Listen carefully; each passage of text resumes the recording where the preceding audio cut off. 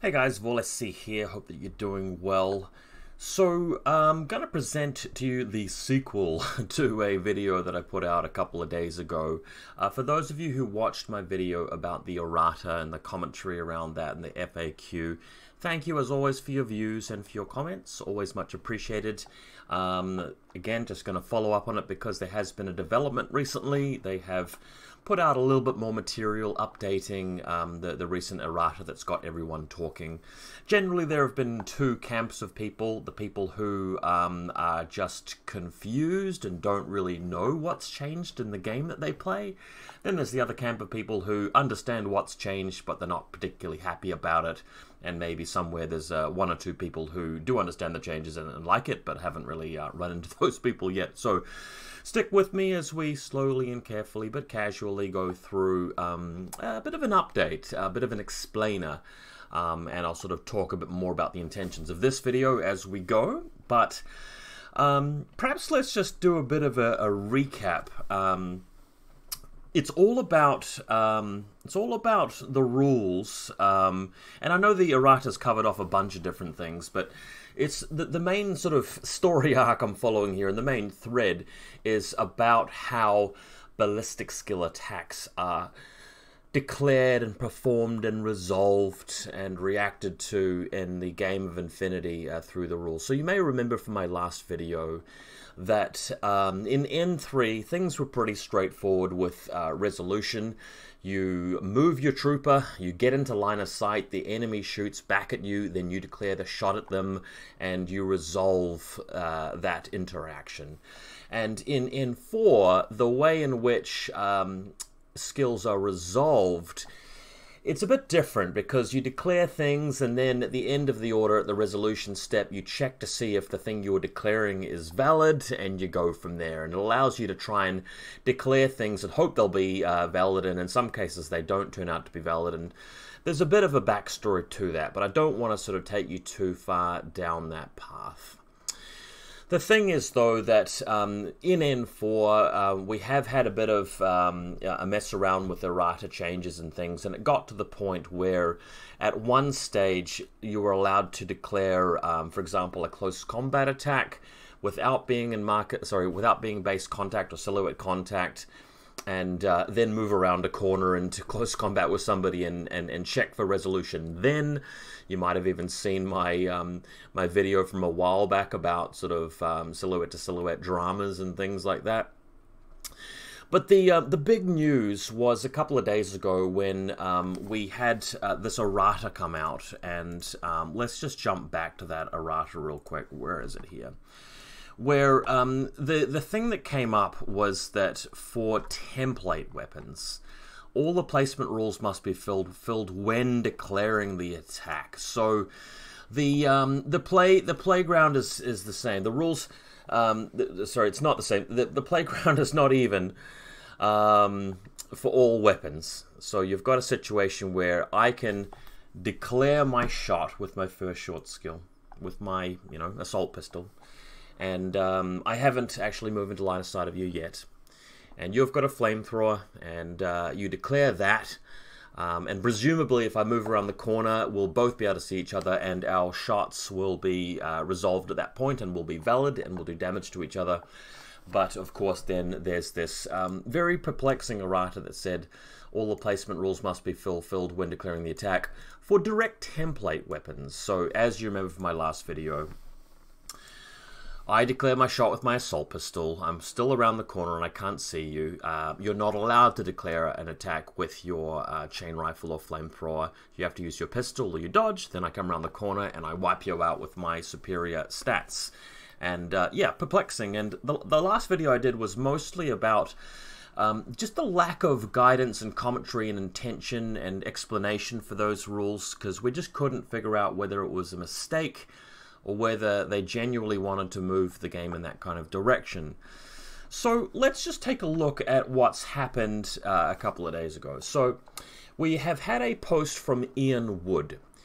Ian Wood is also known as IJW, which stands for Ian J. Wood, Ian Wood War Trader, something like that. Anyway, nice guy. This guy over the years has been responsible for delivering a lot of communication to us from Corvus Belli, especially around the rules. And he's provided a very valuable public service in terms of weighing in on rules debates. And generally, he's been looked up to as an authority in a lot of matters that required rules resolution. And then for a while, he just disappeared. He just wasn't showing up in posts, wasn't responding to people. And what I am told is that apparently it was because of the amount of actual personal abuse that he received from members of the community. Really just getting up in his grill about things they didn't like, or, you know, maybe rulings he made, or the lack of rulings, or whatever it may have been.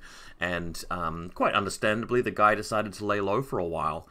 Look, nice guy. I've got no issues with him. I think that he's done a lot for the community, and there's a really general sense amongst the Infinity playing community that his presence is a good thing, and we want him around. So I hope that he does come back for a bit. But what I suspect has happened here, based on this thread on the forums, is that, as Hellous said the other day, he was planning on getting the team together and updating us on what they meant by the FAQ, because people were really questioning, you know, where the game was going and what to actually do about some of these perplexing updates. And I think what's happened here is that Hellous has got in touch with Ian Wood.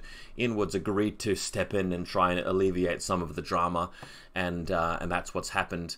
Hellous is apparently sick, which is not great. I really hope that he does get better. I like Hellous. I've communicated with him before. Lovely gentleman, and I wish him all the best and hope to see him again soon.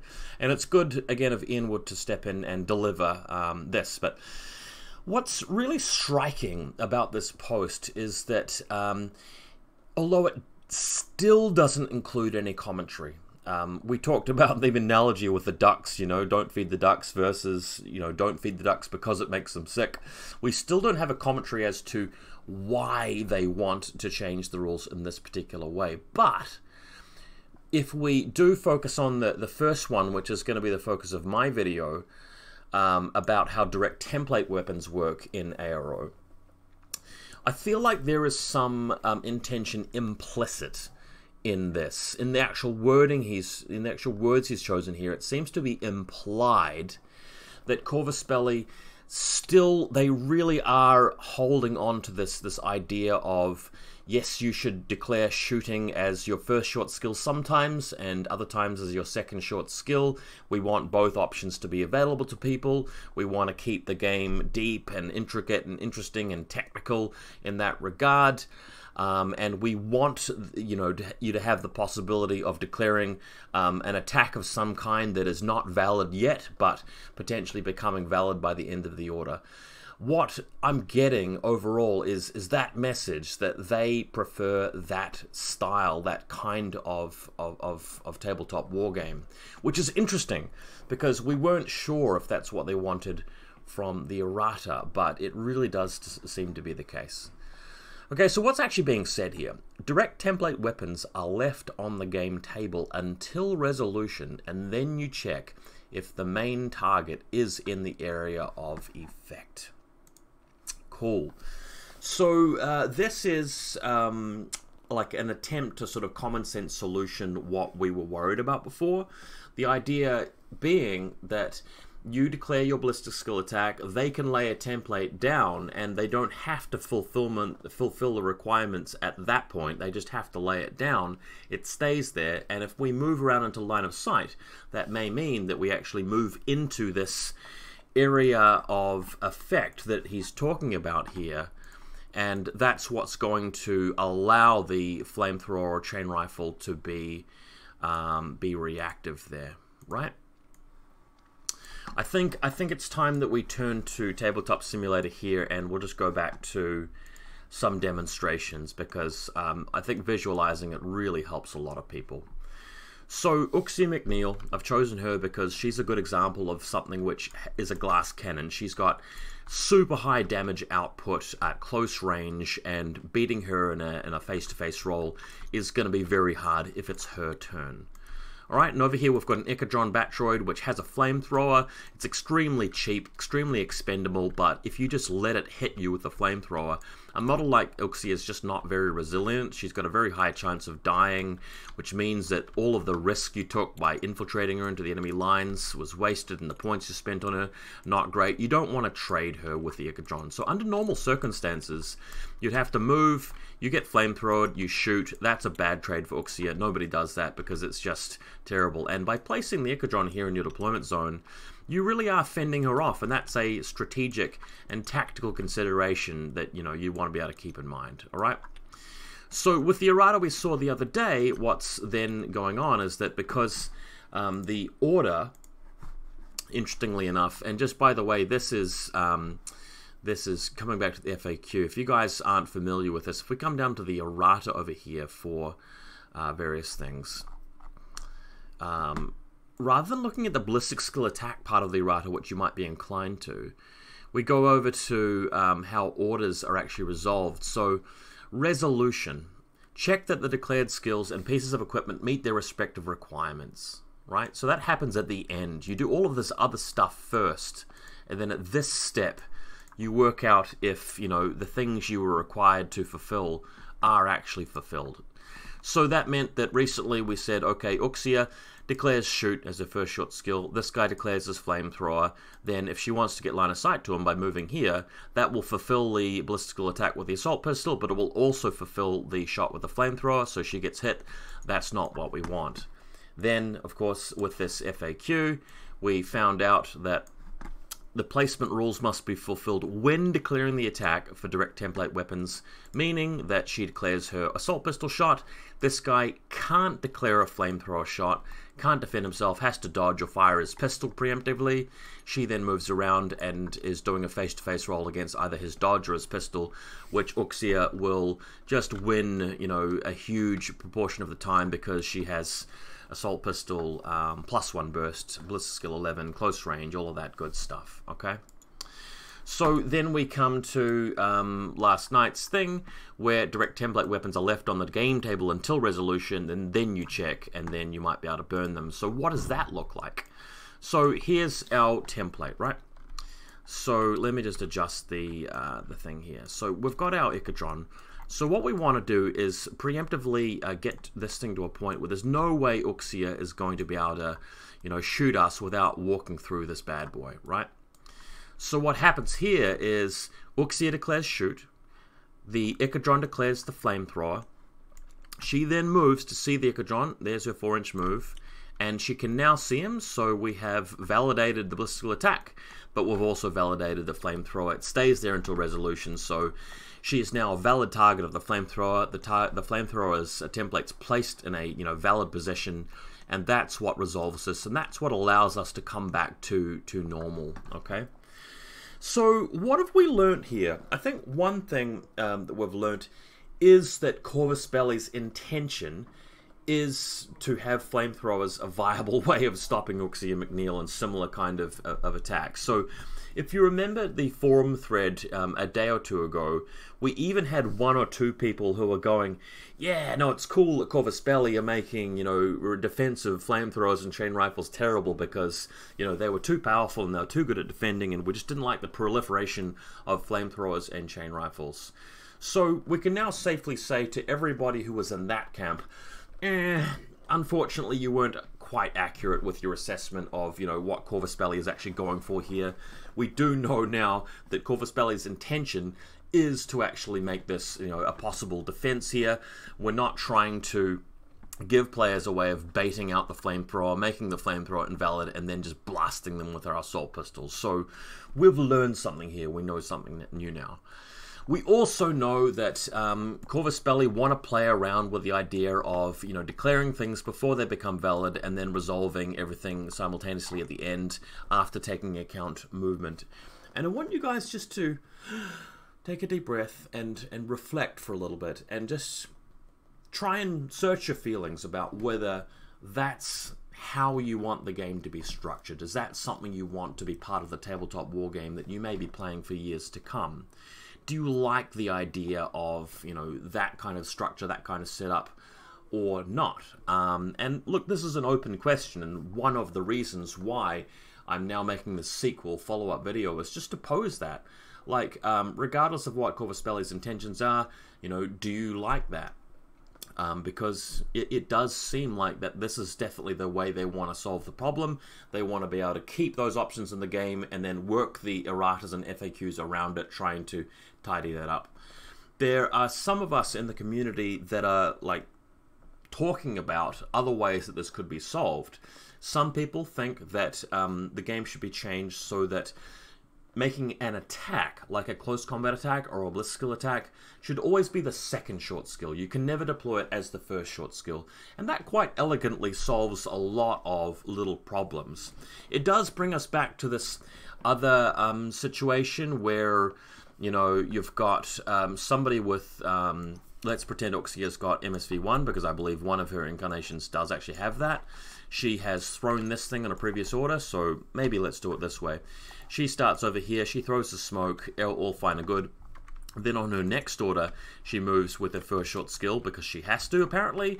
Under our new version of the game, the Ikadron can't shoot her because he doesn't have line of sight, and then Uxia shoots him through the smoke. And that's something we were doing quite a lot in N3. Well, not doing a lot, but we were speculating that it could be done quite a lot with Kodali and a Specular Killer, and you may have seen some of my bat reps of her doing that. So when you try to solve the baiting problem by having Bliss Skill and Close Combat Attacks always the second thing, you can still break the game with this method, but the upside is that this doesn't happen very much, and you have to invest quite a bit in Uxia and Kodali to make it work.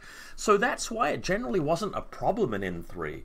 And there are some people saying right now that it almost seems as though Corvus Belli are trying to fix this problem, but breaking a lot of other things in the game at the same time, right? So hopefully you guys understood that. Hopefully I actually had my webcam shut down as I was demonstrating this example. I probably didn't. I'm getting really bad at making these videos. As I was saying, I was mainly just talking about Uxia moving into smoke, shooting the Ikadron while she's in the smoke, so hopefully that makes sense. Anyway, not actually too important. So, did you have an opportunity while I was talking to think about it and decide for yourself, you know, what kind of Infinity you want to be playing? How technical do you want your rules? How deep do you want the structure of things to be? How simple do you want things to be? Answer that question for yourself, because I can't answer that question for you, alright? Once you've really gathered your feelings about that, I want to close the video off by just talking again a little bit more about this. Direct template weapons are left on the game table until resolution, and then you check if the main target is in the area of effect. So that is their solution to what we were talking about the other day. Alright? Let's come over here and look at this situation. We've got Wild Bill, who's pretty good with his multi-pistols, and we have another Ikadron Batroid. Right now, they can't see each other, okay? So we get out the silhouette, can't see the Ikadron. He is in total cover, alright? So, I'm again going to get a little small teardrop, alright? So here's how the game can work under this post that Ian Wood has made. And again, nothing against Ian Wood. I'm so glad that he's made the post, and if you take anything away from this video, I want you to remember that they are trying. That what they're doing is better than nothing. They're actually attempting to address our concerns, and that is the most crucial thing here. That being said, Wild Bill spends an order, activates, and declares a shot with his multi-pistol. The Ikadron declares a shot with his flamethrower. Okay? Although normally you have to fulfill the requirements at the time you declare, that's not really the case because you're allowed to simply lay the flamethrower down. And if Wild Bill walks around here, in fact I haven't done a very good job of the placement, have I? It's more something like this, okay? So if Wild Bill does actually walk around the corner, he is going to get flamed, just like we talked about with Uxia up against the Ikadron. But what if the second short skill is just to move over here? What then? So as you can see, what happens is that Wild Bill declared a shot with his multi-pistols. Those shots are now valid because he does have line of fire to his target after we spend the second shot skill. The ARO was to lay the flamer. It is laid on the table and stays there until the resolution step. Okay. And according to this, direct template weapons are left on the game table until resolution. And then you check if the main target is in the area of effect. But what if they're not in the area of effect? It means that this template is not valid. And this Ikadron declares an idle, and Wild Bill just shoots him.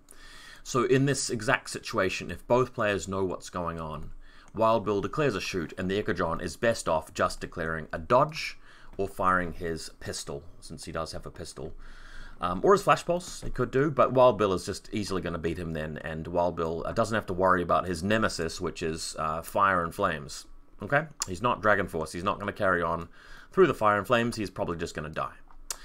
So what we've learned here is that this solution isn't 100% effective. And what we've got instead is a situation where sometimes you can't exploit it and the flamethrower can defend, and other times you can exploit it. So what this means is that you're going to be approaching games by looking at the table and just looking for all these opportunities where you can pull off the ARO bait and when you can't. And it's not going to become a matter of defending against Wild Bill and Uxia and Kodali and whoever else, Fides, by just placing a Ikadron or putting one in your list. It's going to be a matter of reading the terrain and trying to figure out when and how you can stop them. And how easy it is to stop them anyway. Let's look at another example. We're going to come over here. We have Parvati, okay? And again, another horrible Ikadron with a flamethrower. And just like before, Parvati, although she's got 2 wounds, she doesn't really want to face the flamethrower because it's continuous damage. She could just be killed by it here. So again, you know, we're in a situation where, like, maybe if she's here or something like that, she is 6'2" speed, but she can't really reach around the edge of this to see the Ikadron. She has to come this way. So the Ikadron knows that he's going to have to flame her in that direction. So if we take this over here and flame her like that, cool. Great, awesome. Problem solved. Parvati shoots her gun, SMG +1 burst. This guy lays the flamer template, and if she dares to come around the corner, she's gonna get hit at the resolution step of the order. But the problem for the Ikadron is that Parvati has super jump. So what she can do is just jump in a parabola up in the air and fire over the wall. So in a situation like this, there's realistically no way for the Ikadron to stop that from happening. Again, he's better off declaring a dodge or a shot with the pistol.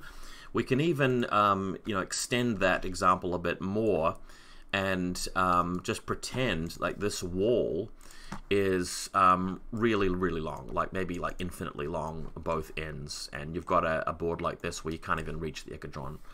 So what happens in this situation? Well, Parvati declares her shots here, and the Ikadron is now going to do something like this. And I want to do this the long, painful way, just to explain and demonstrate to you guys how long and painful it will actually be in your game if you really want to try resolving this and working out whether the exploit is possible and how possible it will be. Because to get the flame template to hit her, it's got to go silhouette to silhouette as she's jumping over. So, you know, you might want to place one template down like that, and then copy it, paste a new one, drag your other one over here, and then rotate it like this, and just sort of figure out whereabouts it can be. If you're new to TTS, this is going to be really hard to set up. And you're just trying to figure out like where the template can go, right? So if she jumps up at all, she's going to get hit, right? But, I mean, if Parvati is back over here, and she's just barely outside of it, maybe she can jump in a direction along this way and upwards a little bit, and it's just going to see a little bit of this guy's silhouette. And as you can see, it's a bit messy. It's not really great. And coming back to our conversation earlier, I mean, I personally prefer a solution, you know, a little bit more like, hey, you know, you can only declare the shot as your second short skill, not as your first short skill, which kind of is a bit neater and tidier. My preference for a solution for this is actually something different again, and that is just to change the way that attacks and close combat attacks work, where all ballistic skill attacks and all close combat attacks have to be valid at the time you declare them. That does open the game up to a few other problems, but the problems that it opens the game up to are just so small and trivial compared to the annoying stuff that we're dealing with right now, even after that Ian Wood post and the clarification, right? So I'm thinking for my tournament coming up later this month, I probably will rule it, and I'll make some tweaks to this, but I'll probably will rule it that, look, if you're going to declare a shot, you do need to have line of sight at the time you shoot, whether it's the first short skill or second, otherwise you just can't do it. And same for close combat attacks, you need to be in silhouette contact. And then we'll identify what the corner case problems are with that, and maybe deal with them on a case-by-case basis, or just mention them in a bit of an appendix for the tournament document. And, you know, away we go. We'll still be able to have a really fun and wonderful tournament. Cool, so I hope this video was informative. Interestingly, this thing addressed mine layer, where you have to actually measure from either the troop or a deployable. Everybody is responding to this by saying, look, you're making it so that the mine is it's just absolutely open information now that you have a mine layer and you're dropping a mine. There's no way to disguise that. So again, just think about, like, do you like that version of Infinity? Do you prefer less closed information? I'm not going to tell you which way to think. This is a subjective question. And look, some of this other stuff, honestly, I don't really even understand some of this stuff 100%, so I'm not really in a position to comment on it. The main thing that really affects me is this one, because the game could be off to a completely different direction or just completely broken depending on your view on it. And I'm interested in your view too. So hopefully this video has educated bystanders who haven't really understood. Hopefully it's given you something to think about, be philosophical about. And hopefully Hellowas feels better soon, gets well, and hopefully Ian Wood actually continues to help us with rules clarifications in the English-speaking community, because he's done a good job with it in the past. And honestly, you do have to have a thick skin to deal with the toxicity of the Infinity community, but if that's something that can be managed, it really is like a blessing and a benefit for everybody. So I hope that he does come in, because I think a lot of people look up to Ian Wood, and look, that's an important thing. So alrighty, I'll see you guys again for the next video. Maybe we'll do a third video in the trilogy once we get another update on how the rules work. Won't that be fun? But for now, I'll see you guys in Discord.